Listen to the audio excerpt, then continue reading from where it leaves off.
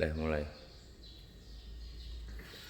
Assalamualaikum warahmatullahi wabarakatuh.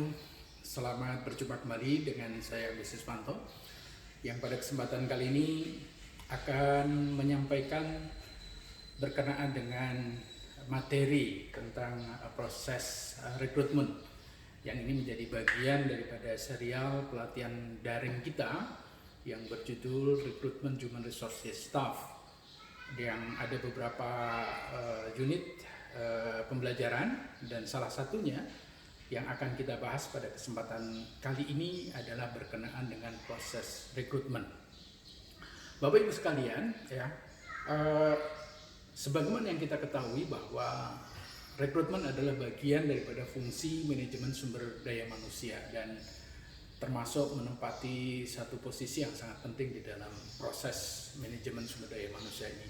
Mengingat latar belakang daripada proses rekrutmen itu adalah merupakan pintu masuk untuk kita mendapatkan sumber daya manusia, dan ini merupakan satu hal yang dicita-citakan oleh perusahaan, sehingga begitu perusahaan membutuhkan sumber daya manusia yang berkualitas, sumber daya manusia yang mumpuni, profesional, amanah dan sebagainya, maka kata kuncinya diawali daripada proses rekrutmen itu sendiri.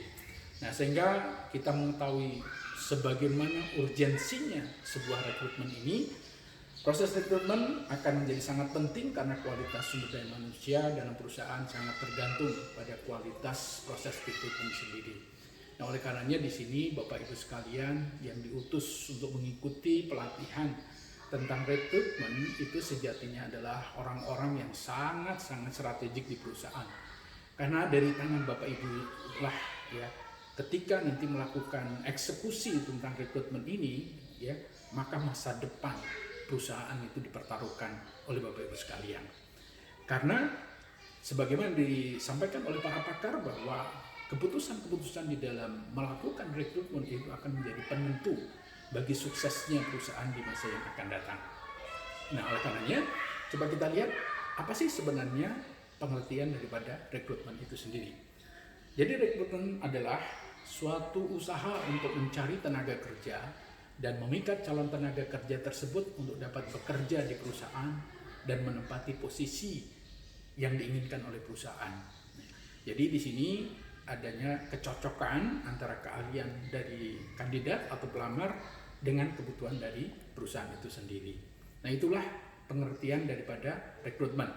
Nah, bagaimana gambarannya atau prosesnya atau endingnya, karena biasanya rekrutmen dan seleksi itu adalah menjadi satu kesatuan, ya, di dalam manajemen sumber daya manusia, dan memang itu sangat berkaitan erat sebagaimana bisa kita lihat. Rekrutmen diawali dari pencarian calon karyawan, dan itu bisa bersumber dari eksternal dan internal.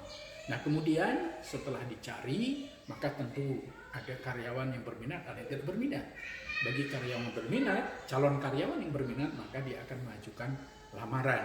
Nah, hasil daripada proses rekrutmen itu ketika kemudian perusahaan menerima sekumpulan pelamar yang kemudian siap memasuki proses seleksi. Nah, itulah makanya antara rekrutmen dan seleksi adalah sesuatu hubungan yang sangat erat sekali.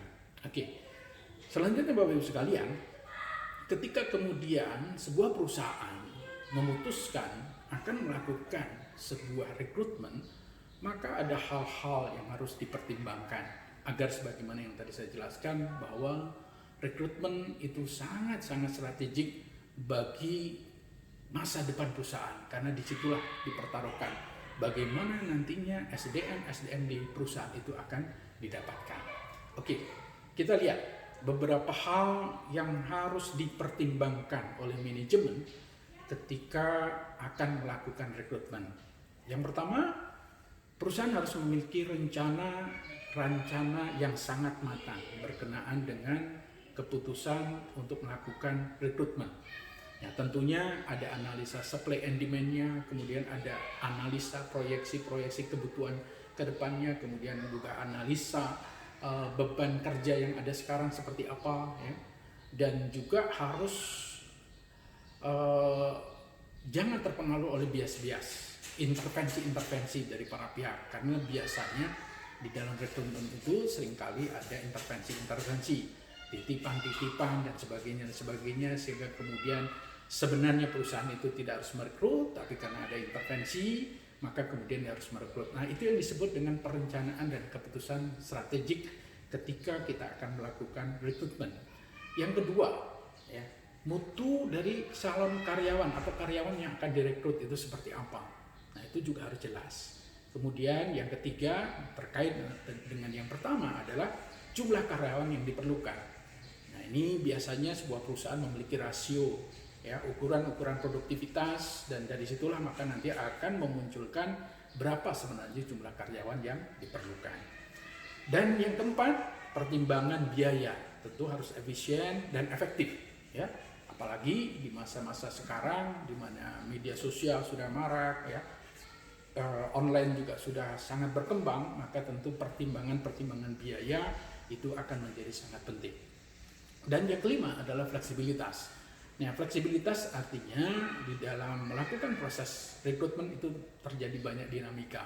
Batasan-batasan mana yang nggak boleh dan tidak boleh itu tentu harus jelas, ya, agar kemudian kita akan mendapatkan calon-calon karyawan yang sangat berkualitas sesuai dengan apa yang diinginkan oleh perusahaan.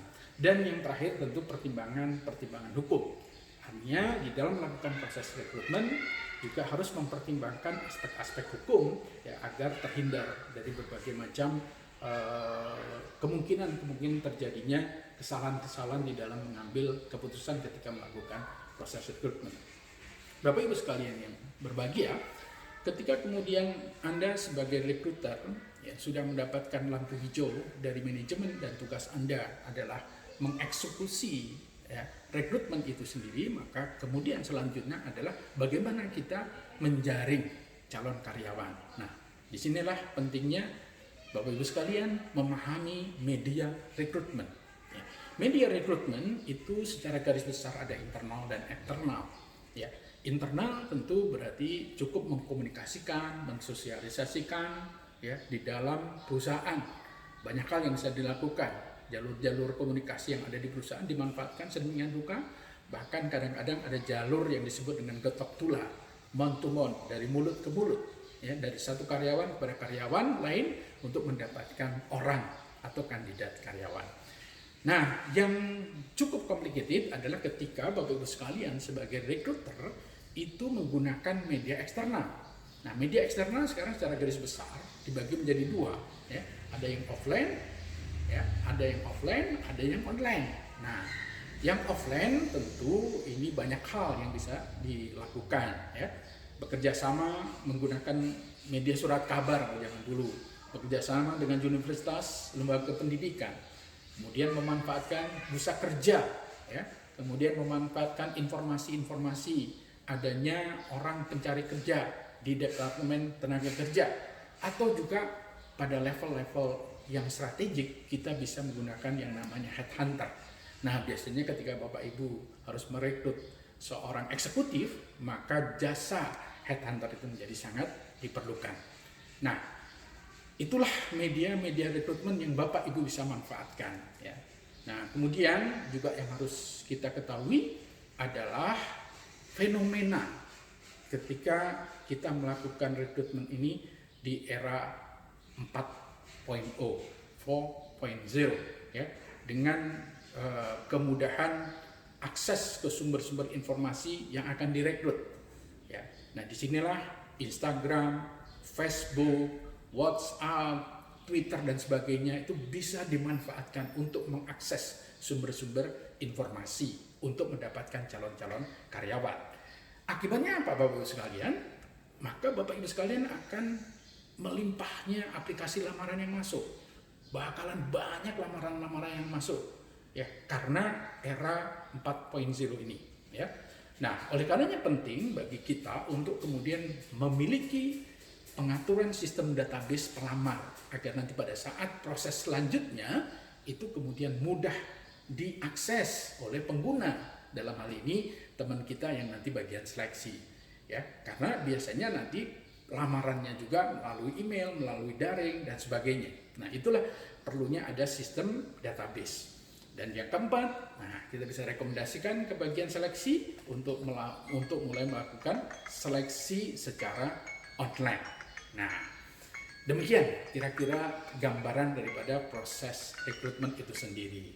Nah, oleh karenanya ya kami untuk mengimplementasikan ini, maka saya berikan tugas praktek bagi Bapak Ibu sekalian untuk membuat iklan lowongan kerja di perusahaan Anda, ya, minimal 1 page halaman WhatsApp, ya.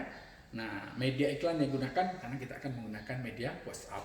Hasil tugas Anda silakan dikirim ke nomor 0852 156 345. Itulah bagian praktek dari pembelajaran daring kita pada hari ini berkenaan dengan proses rekrutmen. Terima kasih kami ucapkan. Salam semangat dari Agus Siswanto. Assalamualaikum warahmatullahi wabarakatuh.